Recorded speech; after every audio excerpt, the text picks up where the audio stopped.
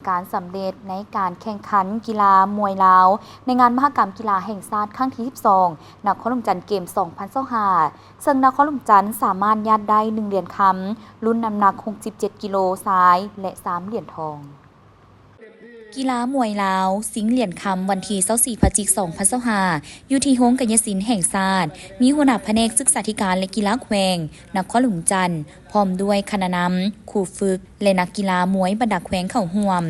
มวยลาวแม่นกีฬาประเภทหนึ่งที่จัดให้มีการแข่งขันในงานมหกรรมกีฬาแห่งชาติครั้งที่ 12 อยู่นครหลวงจันทร์ซึ่งเริ่มแข่งขันแต่วันที่ 21 พฤศจิกายน ฮอดวันที่ 24 พฤศจิกายน 2025 ได้สำเร็จการแข่งขัน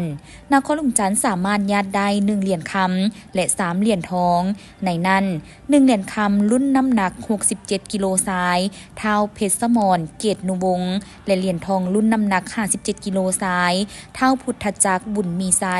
เหรียญทองรุ่นน้ำหนัก 48 กิโลซ้ายเท้าพรสวรรค์เลืองมีไซเหรียญทองรุ่นน้ำหนัก 57 กิโลซ้ายเท้าสุดสาครดวงพระจันทร์หลังจบการแข่งขันสิงห์เหรียญคำก็ได้มีพิธีมอบเหรียญรางวัลให้นักกีฬาอย่างเป็นทางการให้เกียรติมอบโดยคณะรับผิดชอบจัดการแข่งกีฬาในงานมหกรรมกีฬาแห่งชาติครั้งที่ 12 นครหลวงจันทร์เกม 2025